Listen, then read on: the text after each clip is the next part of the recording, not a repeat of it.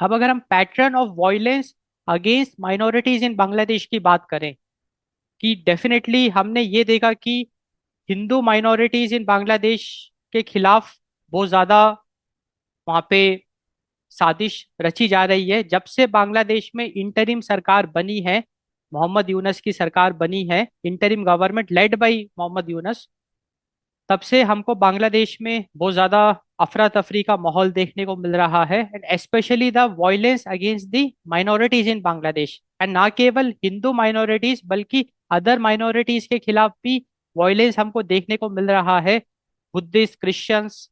But हिंदुओं के खिलाफ ये जो भी वायलेंस है ये बहुत ज़्यादा हमको देखने को मिल रहा है। मतलब बांग्लादेश में इतना वायलेंस शेख हसीना की जब सरकार थी, 15 साल तक शेख हसीना की जब गवर्नमेंट थी बांग्लादेश में, तो Hindu minorities were very peaceful. वो बहुत आराम से अपना जीवन काट रहे थे, क्योंकि शेख हसीना की जो गवर्नमेंट थी, आवामी लीग, उनका आइडियोलॉजी था सेक्युलरिज्म।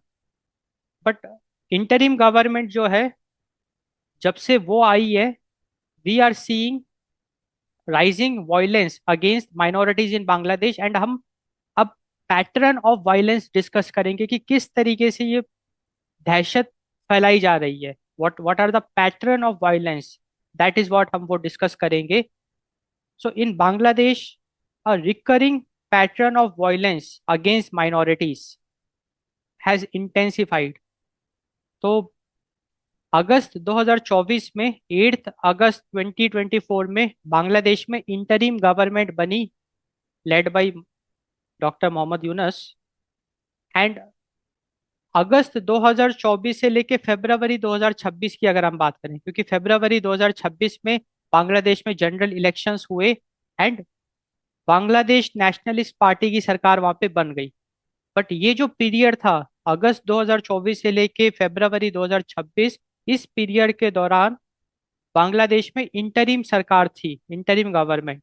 एंड उस दौरान we like we saw recurring pattern of violence against minorities in Bangladesh.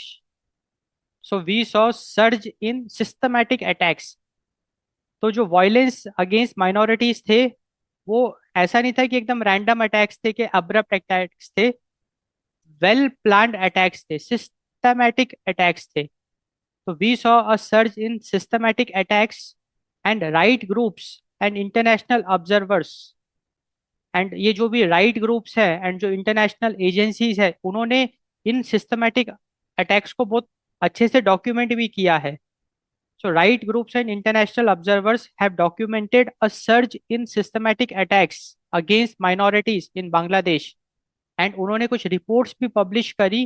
These reports states that over 3100 incidents of violence, 3100 से ज्यादा incidents of violence targeting minorities.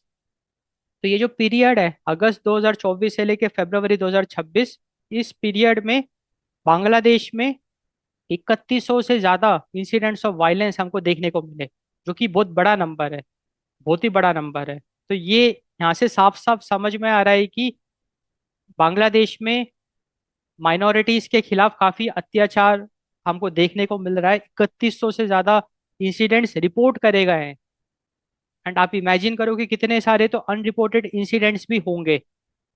तो वही अभी हम डिस्कस कर रहे हैं, pattern of violence against minorities in Bangladesh. तो कोर पैटर्न्स ऑफ वायलेंस की अगर हम बात करें, mob attacks and vigilante justice. तो ये जो भी वायलेंस है, it frequently manifest as spontaneous और ऑर्गेनाइज्ड मॉब एक्शंस। तो ये जो भी वायलेंस होता था अगेंस्ट माइनॉरिटीज, ये बहुत फ्रीक्वेंट होता था, क्योंकि 3100 से ज़्यादा इंसिडेंट्स हुए हैं अगस्त 2024 से लेके फरवरी 2026 तक। एंड काफ़ी फ्रीक्वेंट ये वायलेंस होता था। काफ़ी बार तो ये स्पॉन्टेनियसली हो जाता था, अचानक से लोग इकट्ठा होके वायलेंस करते थे। एंड काफ़ी बार वेल प्लान्ड सिस्टमेटिक तरीके से ये वायलेंस किया जाता था, ऑर्गेनाइज्ड मॉब एक्शंस। तो कुल मिला के मॉब अटैक्स का मतलब ये है कि वहाँ पे जो बांग्लादेश के जो बाकी के लोग हैं वो माइनॉरिटीज पे धावा बोल देते थे, mob attacks. So these violence और these mob attacks are often triggered by rumors. So these violence and mob attacks are often triggered by rumors like blasphemy. इसका मतलब ये अफवाह फैला दी जाती थी कि जो माइनॉरिटीज हैं वो जो मुस्लिम का धर्म है, लाइक इस्लाम है, उसके खिलाफ साजिश रच रहे हैं। मतलब काफी झूठी झूठी अफवाह फैला दी जाती थी, जहाँ पे कि ये क्या कहा दिया जाता था कि जो माइनॉरिटी ग्रुप्स हैं वो बाकी धर्मों का रेस्पेक्ट नहीं कर रहे हैं, they are not respecting the other religion, they are disrespecting the other religion. So ये जो भी मॉब अटैक्स हैं, it they were triggered by rumors like blasphemy, alleged insults to religion on social media। इससे क्या होता था, लोगों के अंदर एक गुस्सा क्रिएट हो जाता था, and these rumors it led to immediate vigilant responses before legal investigation। क्योंकि आप खुद ही इमेजिन करो कि जब रिलीजन की बात आती है and specially insult to religion की बात आती है, तो लोग उसको बर्दाश्त नहीं कर सकते। जब भी इंसल्ट टू रिलीजन की बात आती है तो people lose their patience, they cannot wait for legal investigation, they cannot even wait for legal investigation, rather वो इमीडिएटली रेस्पॉन्ड करते हैं एंड स्पॉन्टेनियस रेस्पॉन्स देते हैं, या फिर ऑर्गेनाइज तरीके से मॉब अटैक्स करते हैं। तो अब हमको ये बिल्कुल समझ में आ गया है कि बांग्लादेश में हमको ये तो पता है कि माइनॉरिटीज के खिलाफ काफी अत्याचार हो रहा है। And what are the patterns of violence? तो पहला पैटर्न है mob attacks and vigilante justice, जहाँ पे कि अफवाहें फैला दी जाती थी।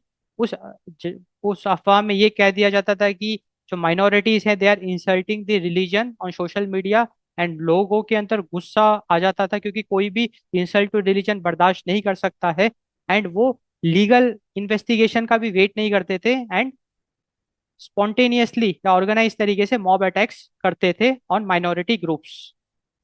एंड अगर हम लेट 2025 एंड अर्ली 2026 की बात करें, several high profile lynchings were recorded. So during late 2025 and early 2026, several high profile lynchings were recorded, including the public beating of garment worker over blasphemy allegations। तो काफी high profile lynching हमको देखने को मिली, जहाँ पे कि एक इंसिडेंट देखने को मिला, जो गारमेंट वर्कर है उसको पब्लिकली बहुत पीटा गया over blasphemy allegation. Blasphemy allegation मतलब allegation of insulting to religion. तो अब हमको ये बात बिल्कुल समझ में आ गई कि ये जो भी वहाँ पे अशांति फैल रही है बांग्लादेश में, द वॉयलेंस अगेंस्ट माइनॉरिटीज, उसका मेन कारण है रूमर्स, अफवाह एंड झूठी अफवाह। क्योंकि आप खुद ही इमेजिन करो कि जो लोग इतने सालों से रह रहे हैं, अगर उनको किसी दूसरे धर्म से अगर प्रॉब्लम होती तो फिर वो बांग्लादेश में टिक ही नहीं पाते। अचानक से कोई कैसे किसी दूसरे धर्म को इंसल्ट कर सकता है? That's not possible. तो लोगों को थोड़ा सा कॉमन सेंस लगाना चाहिए। ये एकदम साजिश रची जा रही है माइनॉरिटीज के खिलाफ, स्पेशली हिंदूज इन बांग्लादेश के खिलाफ। एक ये बहुत बड़ी साजिश रची जा रही है, जहाँ पे कि कुछ एंटी सोशल एलिमेंट्स, वो लोग क्या कर रहे हैं, झूठी अफवाह फैला रहे हैं एंड लोगों को भड़का रहे हैं, एंड लोग फिर भड़क रहे हैं एंड वो फिर मॉब अटैक्स कर रहे हैं, एंड बहुत ज़्यादा वायलेंस फैला रहे हैं in Bangladesh. Violence against minorities in Bangladesh. अगर हम कोर पैटर्न्स ऑफ वायलेंस की बात करें, so we also have religious and cultural targeting. Religious and cultural targeting. So attacks on minorities in Bangladesh, so these attacks specifically target symbols of minority faith। हाँ, ये एक बहुत important point है। देखो बात ऐसी है कि वहाँ पे जब माइनॉरिटी पे अटैक होता है तो सिर्फ लोगों पे अटैक नहीं हो रहा है, जो जो माइनर है, लाइक हिंदूज हो गए, बुद्धिस्ट हो गए, सिर्फ उन पे या उनकी फैमिलीज पे अटैक नहीं हो रहा है, बल्कि सिंबल्स ऑफ माइनॉरिटी फेथ पे भी अटैक्स हो रहे हैं। तो अगस्त 2024 से लेके नवंबर 2024 के बीच में, मतलब 3 महीने के अंदर अंदर, जब इंटरिम सरकार बनी बांग्लादेश में, so within 3 months at least 152 temples were desecrated. तो 152 टेम्पल्स इन बांग्लादेश को पूरी तरीके से तबाह कर दिया गया। तो ये एक बहुत सीरियस मुद्दा है। एंड ये जो पैटर्न है ये रुका नहीं, ये नवंबर 2024 तक रुका नहीं, बल्कि ये आगे भी कंटिन्यू हुआ। So this pattern, it continued into 2025 and early 2026 as well, with recurring vandalism of idols। तो जो लाइक देवी देवताओं की मूर्ति है उसको भी तोड़ दिया गया। एंड जो श्राइन्स हैं, जो सूफी अहमदियाज हैं, Hind like the vandalism of idols and shrines belonging to Hindus, Sufi, Ahmadis and other groups। So that is the religious and cultural targeting। तो हमने देखा कि किस तरीके से बांग्लादेश में जो लोग थे, झूठी अफवाहों के चलते उनके अंदर एक, क्या कहते हैं कि, उनको एक आक्रोश, एक गुस्सा दिलाया गया। एंड वो इतना भड़क गए वहाँ के लोग कि मॉब अटैक्स उन्होंने करना शुरू कर दिया against minorities in Bangladesh. And mob attack सिर्फ इंडिविजुअल या फैमिली तक ही सीमित नहीं था, बल्कि उन्होंने बहुत सारे मंदिरों को भी डिस्ट्रॉय कर दिया, लाइक 152 टेम्पल्स को डेजोक्रेटेड कर दिया। And they also did the vandalism of idols and shrines belonging to Hindus, Sufi, Ahmadis and other groups। So this is the religious and cultural targeting। अगर हम कोर पैटर्न्स ऑफ वायलेंस की बात करें, we also saw widespread property destruction. Widespread property destruction. तो अब primary tactic is the economic crippling of minority communities through the looting, vandalism and erosion of homes and businesses। मतलब इतना ज्यादा वहां पे माहौल गर्म हो गया था कि माइनॉरिटीज के खिलाफ लोग बगावत करने आ गए। मतलब इतनी ज्यादा रूमर्स फैला दी गई अगेंस्ट द माइनॉरिटीज, बांग्लादेश में माइनॉरिटीज के खिलाफ इतनी ज्यादा अफवाहें फैला दी गई कि बांग्लादेश के जो लोग हैं वो, इतना ज्यादा उनके अंदर आक्रोश भर गया, गुस्सा भर गया कि दिन दहाड़े वो माइनॉरिटीज को पीटने लग गए, घरों को लूट लिया, उनके बिजनेस दुकानों को तोड़ दिया। एंड एकदम अफरा तफरी फैला दी। So this is the economic crippling of minority communities. मतलब जब आप लूट मचा देते हो तो फिर कुछ बचता नहीं है, कुछ बचता नहीं है। So that is what economic crippling हमको देखने को मिला। We saw the economic crippling in Bangladesh, जहाँ पे we saw the incidents of looting, incidents of vandalism and incidents of arson. Economic crippling of minority communities in Bangladesh, जहाँ पे कि जो बांग्लादेश के लोग हैं वो माइनॉरिटीज को लूट रहे थे, वैंडलाइज कर रहे थे, उनके घरों को तोड़ रहे थे, उनके बिजनेसेस को तबाह कर रहे थे। एंड अगर हम नंबर्स की बात करें तो reports show that more than 2000 houses and business shops were demolished और set ablaze in single waves of unrest। तो वहां पे मॉब अटैक्स, इतना भीषण, इतना भयंकर मॉब अटैक्स होता था बांग्लादेश में कि एक साथ, मतलब 2000 से ज्यादा घरों को तबाह कर दिया गया। And like 2000, more than 2000 houses and business shops way demolished. And उनमें आग लगा दी गई। दे वर सेट टू अनरेस्ट। तो this is the wide spread property destruction. तो हम देख रहे हैं कि किस तरीके से violence against minorities in Bangladesh, हमको उसका एक्सटेंट समझ में आ रहा है कि अफवाह फैला फैला के बांग्लादेश के लोगों को इतना गुमराह कर दिया गया कि लोग सड़कों पे आ गए। एंड उनके अंदर इतना गुस्सा भर दिया कि दिन दहाड़े वो माइनॉरिटीज पे अटैक करने लग गए। मॉब अटैक्स, 2000 से ज्यादा घर एंड बिजनेस शॉप्स को बिल्कुल डिस्ट्रॉय कर दिया, जला दिया। माइनॉरिटी कम्युनिटीज को लूट लिया, वेंडलाइज कर दिया। And they crippled the economy of minority communities. So core patterns of violence: systemic social pressure, systemic social pressure। तो अगर हम pattern of violence against minorities in Bangladesh की बात करें तो एक पैटर्न है सिस्टमिक सोशल प्रेशर, जिसमें कि beyond physical violence minorities face soft targeting such as forced resignations of teachers and officials। तो माइनॉरिटीज पे इतना ज्यादा अत्याचार किया गया बांग्लादेश में कि ये जो भी माइनॉरिटीज थे उनको नौकरी से निकाल दिया गया, जितने गवर्नमेंट जॉब से निकाल दिया गया, कोई भी उनको नौकरी में रखने के लिए तैयार नहीं था। इस तरीके का वहां पे हमको भेदभाव, रेसिज्म देखने को मिला, जहाँ पे कि जो माइनॉरिटीज इन बांग्लादेश है उनको एक पूरी तरीके से मार्जिनलाइज कर दिया। बांग्लादेश के लोगों ने उनको नौकरी से निकाल दिया और जो फोर्स रेजिग्नेशंस करने पे मजबूर कर दिया of teachers and officials, and नई नौकरी नहीं दी। And there are reports which also highlights a disturbing trend of jizya, which is the extortion taxes being demanded from minority business owners with fatal consequences for non-compliance।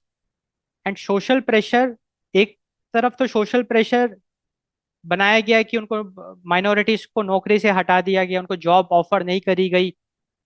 And दूसरी तरीके से social pressure ऐसे भी किया गया कि जो लोग बिजनेस कर रहे हैं, क्योंकि जो जॉब कर रहे हैं वो तो बर्बाद हो ही गए, बट जो बिजनेस कर रहे हैं उन पे भी टैक्स लगा दिया गया। जो जो जो बिजनेस ओनर्स हैं, माइनॉरिटी बिजनेस ओनर्स, उन पे जिजिया, जिजिया एक तरीके का special kind of a tax आप कह सकते हैं, जो कि सिर्फ माइनॉरिटी बिजनेस ओनर्स पे लगाया जा रहा है। एंड अगर वो उस टैक्स को पे नहीं करते हैं तो फिर बहुत उसका अंजाम भुगतना पड़ सकता है। तो हम देख पा रहे हैं कि बांग्लादेश में माइनॉरिटीज के खिलाफ कितना ज्यादा अत्याचार हो रहा है। जब से बांग्लादेश में इंटरिम सरकार बनी है, जब से बांग्लादेश में इंटरिम सरकार बनी है, अगस्त 8 अगस्त 2024 से लेके फरवरी 2026, इस पीरियड में माइनॉरिटीज इन बांग्लादेश पे काफी सारा अत्याचार किया गया। एंड सोशल प्रेशर भी उन पे लगाया गया, जहाँ पे कि जो लोग, जो माइनॉरिटी ग्रुप्स जॉब कर रहे थे, वेल सेटल्ड थे, उनको जॉब से हटा दिया गया, उनको रिजाइन करने पे मजबूर कर दिया गया। एंड जो बिजनेस ओनर्स थे उन पे जिजिया, मतलब जिजिया टैक्सेस टैक्सेस लगा, special kind of a tax लगा दिया गया। एंड अगर माइनॉरिटी बिजनेस ओनर्स उस टैक्स को नहीं भरेंगे तो उन पे बहुत, उनको बहुत बुरा उसका अंजाम भुगतना पड़ रहा था। अब हम देखते हैं consequences of minority groups. Definitely जब माइनॉरिटीज इन बांग्लादेश पे इतना सारा जब अत्याचार हो रहा था तो माइनॉरिटी ग्रुप्स चुप तो बैठेंगे नहीं, तो इसका बहुत बुरा असर पड़ा माइनॉरिटी ग्रुप्स पे। वही अभी हम डिस्कस कर रहे हैं, कॉन्सिक्वेंसेस फॉर माइनॉरिटी ग्रुप्स। तो डीपनिंग फियर एंड डिस्प्लेसमेंट। तो माइनॉरिटीज इन बांग्लादेश में अगर अगर हम बात करें तो because of the violence against minorities in Bangladesh we saw very deep fear instilled in minorities in Bangladesh and also the displacement, जहाँ पे कि लोग बांग्लादेश छोड़ छोड़ के भाग रहे थे। तो the frequency and brutality of attacks, मतलब एक तो क्या था, अटैक्स बड़े फ्रीक्वेंट थे, 3100 से ज्यादा अटैक्स हुए हैं अगस्त 2024 से लेके फरवरी 2026 की अगर हम बात करें तो 3100 से भी ज्यादा अटैक्स हुए हैं। एंड काफी ब्रूटल अटैक्स हुए हैं, जहाँ पे कि मॉब अटैक्स होते थे, लोग माइनॉरिटीज को पीट देते थे, जला देते थे, उनके घरों को तबाह कर देते थे, बिजनेसेस को तबाह कर देते थे, सोशल प्रेशर उन पे लगाते थे, जहाँ पे कि जॉब से हटा दिया, नौकरी से हटा दिया, बिजनेस ओनर पे स्पेशल टैक्सेस लगा दिए, जो फेथ सिंबल्स हैं मंदिरों को तोड़ दिया। तो ब्रूटल अटैक्स, तो the frequency and brutality of attacks including the film killing ये बहुत सीरियस है। जो वो किलिंग करते थे तो उसको शूट करते थे, फिल्म्ड किलिंग्स। एंड ये इतना जब अत्याचार हो रहा है तो डेफिनेटली एक दहशत का माहौल वहां पे हमको देखने को मिल रहा है। It have caused fear to spread faster than the images. इतना ज्यादा डर वहां पे क्रिएट हो गया, वो डर वो इतनी तेजी से फैला। And now this fear has become a part of daily life for the approx 8% Hindu population. तो बांग्लादेश में जो 8% हिंदू पॉपुलेशन है, अब वो डर डर के घुट घुट के वहां पे जी रहे हैं, क्योंकि दे नेवर नो कि कब क्या हो जाए। तो 8% Hindu population in Bangladesh, they are suffering like anything, fear and all. वो ज्यादा डर का माहौल है बांग्लादेश में। एंड ये जो भी डर का माहौल है, this environment has forced many families to flee to neighboring India। And definitely जब इतना ज्यादा वहाँ पे आतंक का माहौल है, डर का माहौल है, तो लोग बांग्लादेश छोड़ छोड़ के भी भाग रहे हैं। काफी सारे लोग तो भारत वापस आ रहे हैं। तो that is the deepening fear and displacement because of the violence against minorities in Bangladesh. Lack of state protection, lack of state protection. अब बांग्लादेश में ये भी हमको एक बहुत चिंता का विषय है कि जो बांग्लादेश की सरकार है, जो इंटरिम गवर्नमेंट है, वो वो भी इसको रोक नहीं पा रही है। क्योंकि देखो, जब शेख हसीना की सरकार थी तो ऐसी चीजें कभी हमको बांग्लादेश में देखने को नहीं मिली। इतना ज्यादा टॉर्चर, इतना ज्यादा वॉयलेंस अगेंस्ट माइनॉरिटीज हमको कभी देखने को नहीं मिला पिछले 15 सालों में। बट अगस्त 2024 से लेके फरवरी 2026, इस पीरियड में we saw extreme violence against minorities in Bangladesh. And एक तरीके से जो इंटरिम गवर्नमेंट है, वो हाथ पे हाथ धरे बैठी रही। वो कुछ भी प्रोटेक्शन प्रोवाइड नहीं करा पाई। So lack of state protection. So minority councils in Bangladesh such as Bangladesh Hindu Buddhist Christian unity council, ये जो माइनॉरिटी काउंसिल्स है, they accuse the government of inaction, claiming that official disregard emboldens perpetrates. तो जो minority councils है बांग्लादेश में, जो NGOs हैं, minority councils हैं, उन्होंने जमकर निंदा करी सरकार की। क्योंकि गवर्नमेंट का जो इनएक्शन है वो बहुत बड़ा एक प्रश्न चिन्ह है कि कैसे। क्योंकि अगर हम बांग्लादेश की कॉन्स्टिट्यूशन की बात करें तो आज भी बांग्लादेश सेक्युलर है। जब बांग्लादेश सेक्युलर है, तो अगर माइनॉरिटीज ग्रुप पे अटैक हो रहा है तो ये सरकार की जिम्मेदारी बनती है उनको प्रोटेक्शन देना। सरकार की जिम्मेदारी बनती है to protect the minorities in Bangladesh. And the inaction of the Bangladesh government, the Bangladesh interim government, इसने एक बहुत बड़ा प्रश्न खड़ा किया। एंड बहुत ज्यादा निंदा भी हमको देखने को मिली। जो बांग्लादेश में माइनॉरिटी काउंसिल्स हैं and even the international councils, उन्होंने काफी निंदा करी।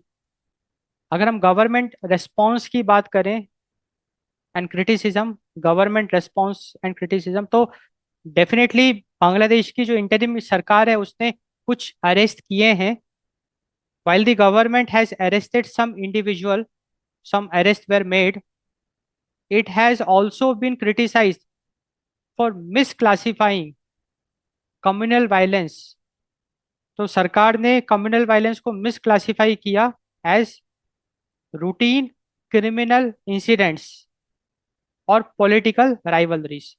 मतलब कि सरकार ने कुछ अरेस्ट तो किए, बट सरकार ने मतलब कि एक तरीके से लोगों के आंखों में धूल झोंकी। वो इस तरीके से कि जो इंटरिम सरकार थी उसका ये कहना है कि ये जो भी वायलेंस अगेंस्ट माइनॉरिटीज हो रहा है, जो भी कम्युनल वायलेंस हो रहा है बांग्लादेश में, ये तो एक आम बात है, ये तो एक रूटीन क्रिमिनल इंसिडेंट्स हैं, ये तो क्रिमिनल एक्टिविटीज है, क्राइम है। और क्राइम तो भाई हर कंट्री में हो रहा है। तो बांग्लादेशी इंटरिम गवर्नमेंट का ये कहना है कि जो भी extreme violence against minorities in Bangladesh है, it is a routine criminal incident and ये एक तरीके का पॉलिटिकल राइवलरी है। इंटरिम सरकार का ये कहना है कि लोग लोग जो है वो इंटरिम सरकार के खिलाफ हैं, एंड इसीलिए वो ये दंगे हो रहे हैं, एंड दंगों में फिर लोगों की मौत हो रही है। तो इंटरिम सरकार ने ये जो भी टारगेटेड अटैक्स है, क्योंकि साफ साफ दिख रहा है कि टारगेटेड अटैक्स है ऑन माइनॉरिटीज इन बांग्लादेश, इसको धक दिया एंड एक नया प्रोपेगेंडा खड़ा कर दिया। उनका ये कहना है कि ये टारगेटेड अटैक नहीं है, ये कम्युनल वायलेंस भी नहीं है, रैदर ये तो रूटीन क्रिमिनल इंसिडेंट्स हैं, एंड ये तो लोग इंटरिम सरकार के खिलाफ हैं, तो इसीलिए दंगे हो रहे हैं। So this is the lack of state protection, and इसकी वजह से बांग्लादेशी इंटरिम गवर्नमेंट खुल के सामने नहीं आ रही है, प्रोटेक्शन नहीं दे रही है माइनॉरिटीज इन बांग्लादेश को, एंड ये एक बहुत बड़ा चिंता का विषय है। अगर हम कॉन्सिक्वेंसेस फॉर माइनॉरिटी ग्रुप्स की बात करें, तो because of the violence against minorities in Bangladesh, we can see social marginalisation, we can see social marginalisation. तो जब अभी बांग्लादेश में पॉलिटिकल शिफ्ट हुआ 8 अगस्त 2024 को, शेख हसीना की सरकार गिर गई, आवामी लीग, एंड इंटरिम सरकार बन गई बांग्लादेश में। ये जो पॉलिटिकल शिफ्ट हुआ, इस पॉलिटिकल शिफ्ट से ही सारा हमको ये वायलेंस का मुद्दा देखने को मिल रहा है। सो political shifts it often leaves minorities space GOATed. अब बांग्लादेश में जो माइनॉरिटीज हैं उसको पूरी तरीके से मार्जिनलाइज कर दिया गया, माइनॉरिटीज पे सोशल प्रेशर लगाया गया, जहाँ पे कि माइनॉरिटीज इन बांग्लादेश को नौकरी से हटा दिया गया। जो भी वहाँ पे लोग जॉब कर रहे थे, जॉब से हटा दिया गया। जो बिजनेस कर रहे थे, उन पे स्पेशल टैक्सेस लगा दिए गए। तो political shift often leaves minority space GOATed, and the rise of radical rhetoric and hate speech. And हमको बांग्लादेश में हेट स्पीच देखने को मिल रहा है, जहाँ पे कि जो वहाँ पे पॉलिटिकल लीडर्स हैं वो लोगों को माइनॉरिटीज के खिलाफ भड़का रहे हैं खुलेआम, मतलब ओपनली। बांग्लादेश के जो लीडर्स हैं they are spreading the hate speech, वो माइनॉरिटीज के खिलाफ बांग्लादेश के लोगों को भड़का रहे हैं। एंड इसकी वजह से क्या हो रहा है कि ये वायलेंस और ज्यादा भीषण रूप लेता जा रहा है, उग्र होता जा रहा है, एंड माइनॉरिटीज इन बांग्लादेश वो एक तरीके से तबाह होते जा रहे हैं। And we can see the social marginalisation, जहाँ पे कि माइनॉरिटीज इन बांग्लादेश को एकदम किनारे कर दिया गया। वहाँ पे इंक्लूसिव गवर्नमेंट, हमको इंक्लूसिव गवर्नेंस बांग्लादेश में देखने को नहीं मिला, and we saw social marginalisation in Bangladesh.